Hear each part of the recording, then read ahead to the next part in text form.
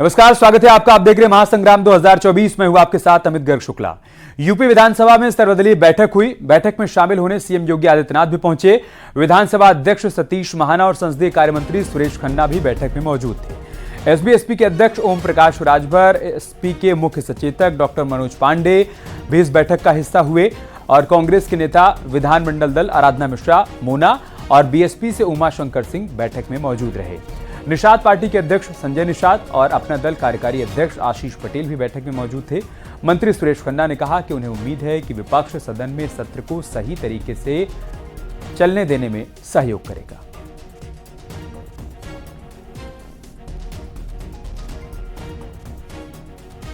देखिए, हमारी अपेक्षा सभी से है कि सदन में जितने दल हैं उन सभी का सहयोग चाहिए और विधानसभा सबके सहयोग से चलती है। और कार्यमंत्रणा में यही बात तय हुई है कि भाई हमने जो एजेंडा रखा है समय से पूरा हो जाए, जो सदन की परंपरा रही है उसके अनुसार है। और खासतौर से जो विधायी कार्य हैं उसमें कई बिल्स आएंगे, वो भी, और पूरक अनुदान मांगों पर भी चर्चा होगी। समाजवादी पार्टी के मुख्य सचेतक डॉक्टर मनोज पांडे का कहना है कि सरकार सिर्फ अपने विधेयक को पास करवाने के लिए ही शीतकालीन सत्र बुला रही है। शीतकालीन सत्र कभी भी 3 दिन का नहीं हुआ था। वहीं एसबी-एसपी के चीफ ओम प्रकाश राजभर पर उन्होंने निशाना भी साधा।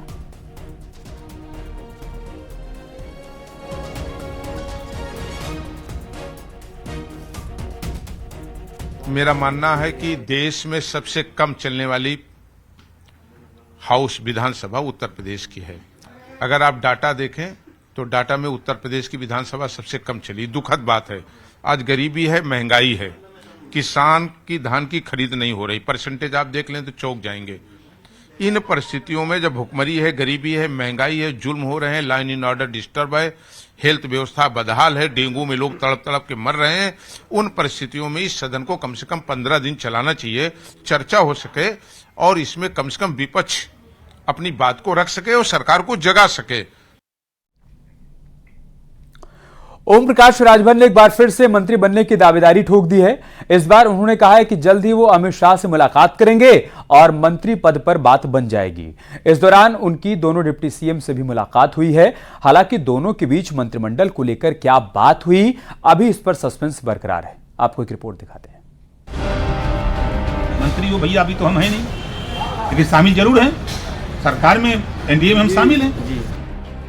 बेशक ओम प्रकाश राजभर मंत्री नहीं है, बेशक ओम प्रकाश राजभर मंत्री बनने का ख्वाब देख रहे हैं, लेकिन इसके इर्द गिर्द ये तस्वीर भी चौंकाने वाली है।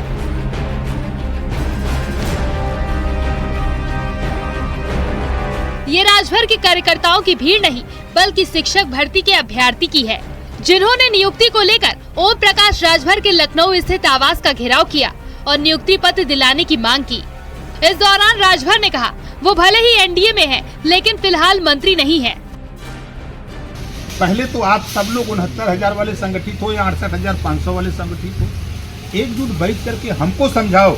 आप नहीं जा सकते हो, लेकिन हम माननीय मुख्यमंत्री जी से टाइम लेकर के उनको हम समझा लेंगे कि देखिए साहब ये गलती हुई है। इस बात को लेकर अभी मैं बैठा था माननीय डिप्टी सीएम जी के यहाँ, केशव प्रसाद मौर्य के यहाँ मैं गया था। अभी इसी बात को लेकर के मैं चर्चा कर रहा था कि ये स्थितियां पैदा होंगी, इसका निराकरण आप लोग मंत्री हो भैया, अभी तो हम हैं नहीं, लेकिन शामिल जरूर हैं सरकार में, एनडीए में हम शामिल हैं। तो आपकी भावना को लेके ओम प्रकाश राजभर से ज्यादा विधानसभा के अंदर कौन बोलता है? बोलो, है कोई नेता?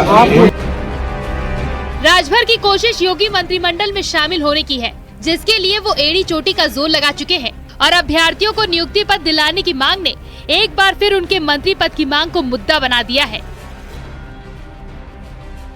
इस बीच उन्होंने मौके की नजाकत को समझते हुए डिप्टी सीएम केशव प्रसाद मौर्य और डिप्टी सीएम ब्रिजेश पाठक से मुलाकात की, लेकिन दोनों के बीच क्या बात हुई, अभी इस पर सस्पेंस बना है। कौन कौन नेताओं से आप मिले, सुबह क्या मुलाकात का मकसद? देखिए, मकसद तो हम समस्या को लेकर, अब यहाँ कोई आता है उनकी समस्या कौन हल करेगा? जो मंत्री हैं उन्हीं लोगों से ना। तो मैं माननीय ब्रिजेश पाठक जी के यहाँ गया था, एक हमारे पार्टी के नेता हैं, उनकी समस्या थी, वहां चला गया था। हमारे बंजारा समाज के लोग थे, उनकी समस्या थी, तो उनको लेकर के अभी डिप्टी सीएम माननीय केशव प्रसाद मौर्य जी से मिल के आ रहे हैं। ये सवाल इस रेफरेंस में था, क्या अमित शाह जी से कोई बात हुई है, ये मैं जानना चाह रहा था मंत्रिमंडल विस्तार को लेकर। नहीं, उस विस्तार को लेकर हम नहीं। 30 तारीख को तेलंगाना का चुनाव है। तेलंगाना के चुनाव के बाद वो खुद बुलाएंगे और बैठ के बात होगी।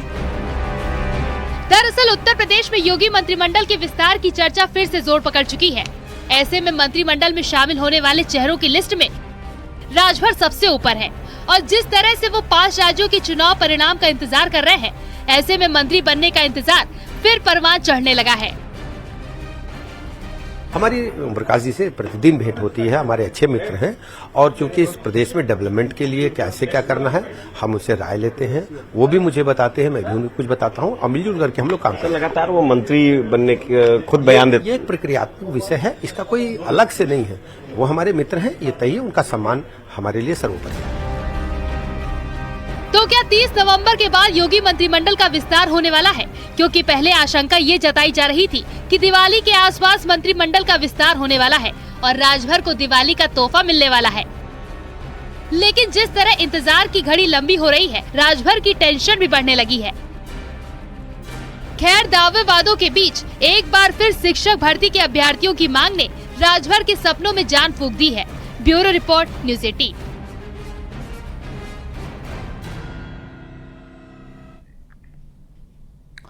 और बात करते एक और बड़ी खबर की। देश में एक बार फिर से नागरिकता संशोधन विधेयक यानी कि सीएए का मुद्दा जोर पकड़ने लगा है। इस बार 24 के चुनाव से ठीक पहले केंद्रीय गृह राज्य मंत्री अजय मिश्रा ने सीएए को लेकर एक बड़ा बयान दे दिया है। उन्होंने कहा है कि नागरिकता संशोधन अधिनियम फाइनल ड्राफ्ट अगले साल 30 मार्च तक तैयार होने की उम्मीद है। तो दूसरी तरफ अब इसको लेकर प्रक्रियाएं भी शुरू कर दी गई हैं, प्रतिक्रियाएं भी आ रही हैं और बहुत जल्द आने वाले दिनों में आपको इसको लेकर पूरी तस्वीर क्लियर नजर आएगी। एक रिपोर्ट दिखाते हैं आपको।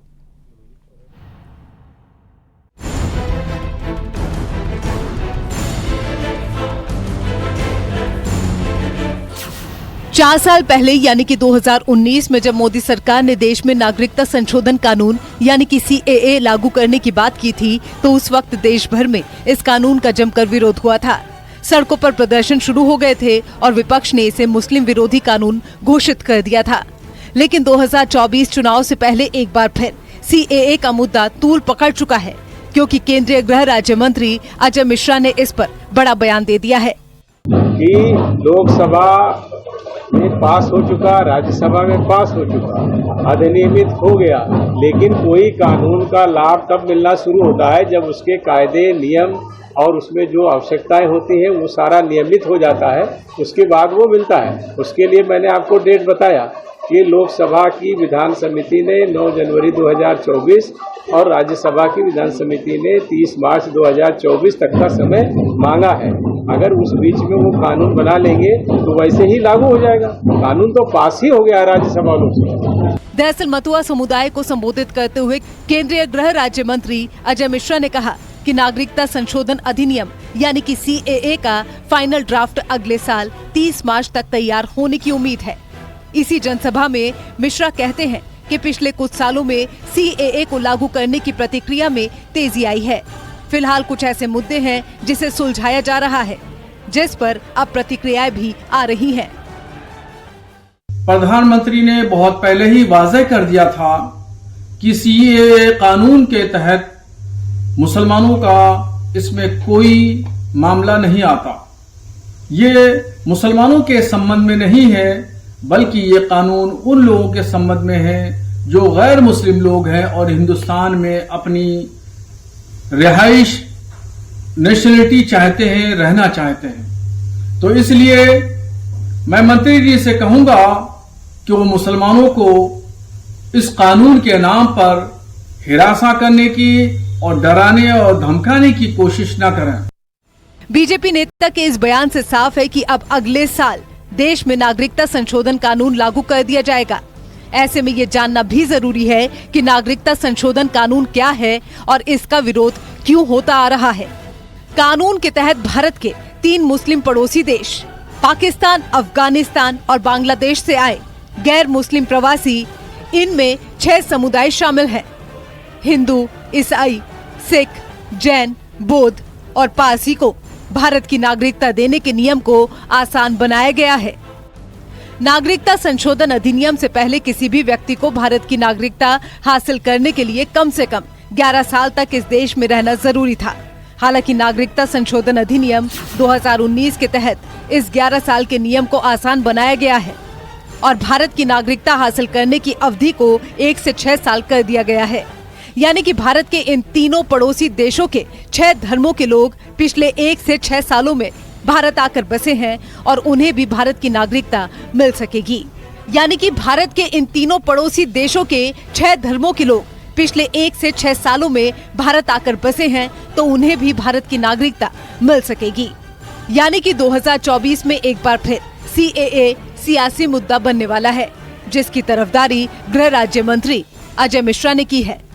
तो विरोध विपक्ष और मौलानाओं की तरफ से होने लगे हैं। मतलब साफ है, आगामी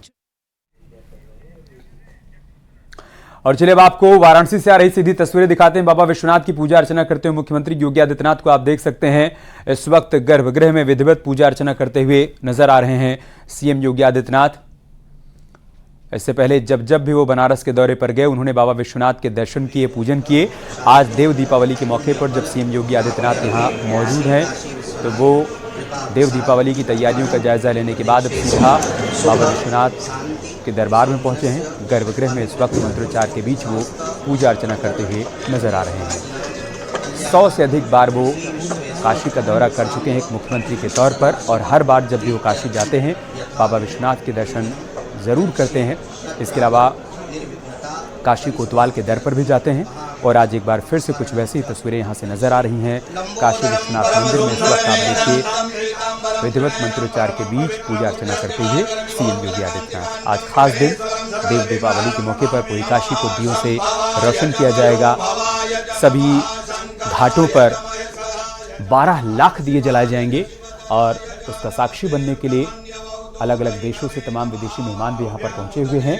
लेकिन उससे पहले बाबा विश्वनाथ की नगरी में सीएम योगी आदित्यनाथ शिव साधना करते हुए आपको नजर आ रहे हैं। इस वक्त बाबा का अभिषेक कर रहे हैं और जैसा कि हमने आपको बताया कि एक मुख्यमंत्री के तौर पर 100 से अधिक बार वो 2017 से अब तक काशी विश्वनाथ के दर्शन पूजन कर चुके हैं। वो जब वाराणसी जाते हैं बाबा विश्वनाथ के दर पर दर्शन पूजन करने के लिए ज़रूर जाते हैं और इसी क्रम में आज एक बार फिर से आप देखें यहाँ पर वो बाबा का अभिषेक करते हुए नजर आ रहे हैं। बनारस काशी जो कि प्रधानमंत्री मोदी का संसदीय क्षेत्र, यहाँ पर विकास की तमाम योजनाओं को धरातल पर उतारा जा रहा है। काशी को एक नई तस्वीर देने की दिशा में सरकार लगातार प्रयासरत है और 2014 में प्रधानमंत्री मोदी जब यहाँ से सांसद चुन के जाते हैं उसके बाद ही काशी की कायाकल्प का खाका तैयार कर दिया जाता है और 2017 में जब मुख्यमंत्री योगी आदित्यनाथ उत्तर प्रदेश की सत्ता संभालते हैं तो विकास की तमाम परियोजनाओं को यहाँ पर गति दी जाती है और उसी का परिणाम है जो आप बाबा विश्वनाथ के नए कॉरिडोर को देख पाते हैं। आज मां गंगा में स्नान करने के बाद वहां से जल भरकर आप सीधा बाबा विश्वनाथ के दर पर पहुंचकर उनका अभिषेक कर सकते हैं। ये व्यवस्था बन पाई है 2017 के बाद किए गए प्रयासों के चलते और इसी प्रयास का एक और हिस्सा है देव दीपावली जो कि हर साल यहाँ पर दिव्य और भव्य तरीके से मनाई जाती है। साल 2021 में प्रधानमंत्री मोदी भी देव दीपावली का हिस्सा बने थे। उनकी मौजूदगी में काशी के घाटों को दियों से रोशन किया गया था।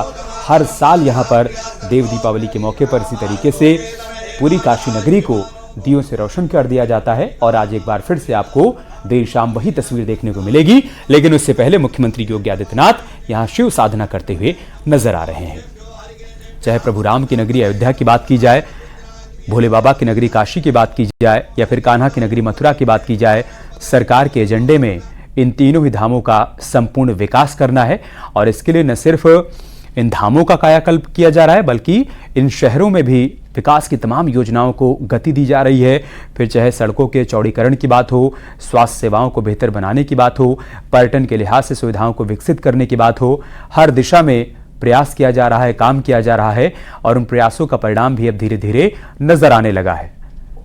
फिलहाल इस वक्त मुख्यमंत्री योगी आदित्यनाथ बाबा विश्वनाथ के धाम में विधिवत पूजा अर्चना करते हुए नजर आ रहे हैं और हमारे सहयोगी उपेंद्र इस वक्त हमारे साथ जुड़ चुके हैं। उपेंद्र, हम तस्वीरें देख पा रहे हैं, मुख्यमंत्री योगी आदित्यनाथ यहाँ शिव साधना करते हुए नजर आ रहे हैं।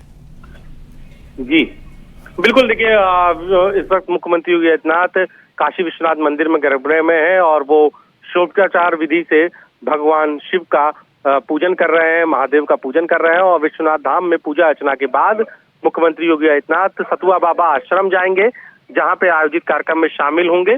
और उसके बाद फिर मुख्यमंत्री योगी आदित्यनाथ यहीं से वापस गंगा द्वार से, विश्वनाथ धाम के गंगा द्वार से क्रूज पर सवार होकर नमो घाट पहुंचेंगे। और नमो घाट पे फिर पहला दीपक जलाकर विधिवत काशी में देव दीपावली की शुरुआत करेंगे। तो वहाँ 70 देशों के राजदूत भी मौजूद होंगे, वहाँ तैयारियां पूरी कर ली गई हैं।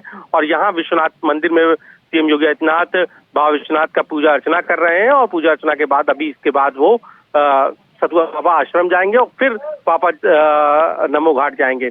खास बात यह है कि सीएम योगी आदित्यनाथ आज क्रूज के जरिए काशी के 85 घाटों की छटा देखेंगे, क्योंकि पहले 84 थे और अब चूंकि नमो घाट भी बन गया है तो अब 85 घाट हो गए हैं। और इसीलिए 85वें घाट यानी नमो घाट से आज शुरुआत होगी और नमो घाट से पूरे सभी 85 घाटों का मुख्यमंत्री योगी आदित्यनाथ न केवल छटा देखेंगे, बल्कि 70 देशों के राजदूत को भी काशी का महत्व, देव दीपावली का महत्व तस्वीरों के जरिए समझाएंगे। कैसे काशी काशी सरकार की प्राथमिकता में थी, कैसे काशी का विकास हुआ। घाटों के जरिए काशी की कहानी, देव दीपावली के जरिए विश्वनाथ धाम की कहानी वो मुख्यमंत्री योगी आदित्यनाथ सुनाएंगे। खास बात यह है कि इसमें अलग अलग आयोजन है। विश्वनाथ धाम में अभी सीएम योगी आदित्यनाथ पूजा करेंगे और वापस जब काशी की गंगा आरती देखने के बाद लौटेंगे तो यही विश्वनाथ धाम के सामने क्रैकर शो यानी कि आतिशबाजी का आयोजन किया गया है, जिसको मुख्यमंत्री योगी आदित्यनाथ देखेंगे। सबसे पहले वो गंगा आरती में जाएंगे, वहां पर गंगा आरती देखेंगे। गंगा आरती देखने के बाद केसिंग घाट पर लेजर शो देखेंगे। लेजर शो देखने के बाद 80 घाट होते हुए वापस फिर विश्वनाथ धाम में क्रैकर शो देखेंगे और यहाँ से फिर वापस नमो घाट जाएंगे।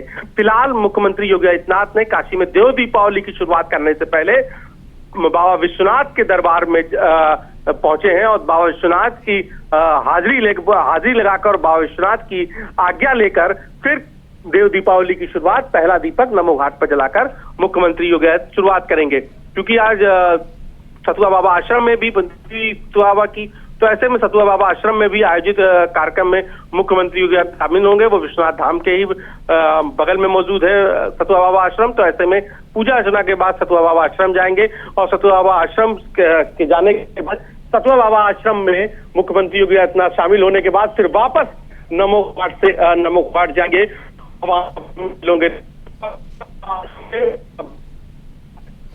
ठीक है, शायद वहीं के लिए रवाना भी हो गए मुख्यमंत्री योगी आदित्यनाथ। जो हम तस्वीरों में देख पा रहे हैं उपेंद्र, इस वक्त गर्भगृह से बाहर निकल चुके हैं। बाबा विश्वनाथ की विधिवत उन्होंने पूजा अर्चना की, उनका अभिषेक किया और उसके बाद वो सतुआ बाबा के आश्रम में जा रहे हैं। जैसा कि हमारे सहयोगी उपेंद्र बता रहे हैं, वहां पर भी वो कुछ देर मौजूद रहेंगे और उसके बाद वो नमो घाट पहुंच जाएंगे। यहाँ पर आप देखिए मुख्यमंत्री का अभिनंदन किया जा रहा है, उनको भेंट दिया जा रहा है। यहाँ पर बाबा विश्वनाथ की तस्वीर आप देख सकते हैं और यहाँ से सतुआ बाबा आश्रम जाएंगे और उसके बाद ठीक उसके पास में ही नमो घाट है। जैसा कि उपेंद्र बता रहे हैं कि शाम 5 बजे पहला दिया वहाँ पर मुख्यमंत्री योगी आदित्यनाथ ही जलाएंगे। इस वक्त हाथ हिलाकर मंदिर प्रांगण में मौजूद सभी लोगों का अभिवादन स्वीकार करते हुए मुख्यमंत्री योगी आदित्यनाथ को देख सकते हैं आप। बाबा विश्वनाथ के प्रति उनकी गहरी आस्था है। हर बार बार जब भी वो काशी के दौरे पर आते हैं इसी तरीके से वो बाबा की आराधना करते हुए नजर आए हैं और आज भी उन्होंने बाबा की विधिवत पूजा अर्चना की और वहां से सतुआ बाबा आश्रम के लिए वो रवाना हो गए हैं। फिर नमो घाट जाएंगे, वहां पहला दिया जलाएंगे। उसके बाद वाराणसी के सभी 85 घाटों पर, जैसा कि उपेंद्र बता रहे हैं कि पहले 84 घाट हुआ करते थे, लेकिन अब नमो घाट के निर्माण के बाद घाटों की संख्या बढ़कर 85 हो गई है। इन सभी 85 घाटों पर आज 12 लाख दिए जलाए जाएंगे। उसके बाद मुख्यमंत्री योगी आदित्यनाथ यहाँ पर देव दीपावली की छटा को भी निहारेंगे, घाटों को देखेंगे और उसके बाद दशाश्वमेध घाट पर विश्व प्रसिद्ध गंगा आरती में भी शामिल होंगे।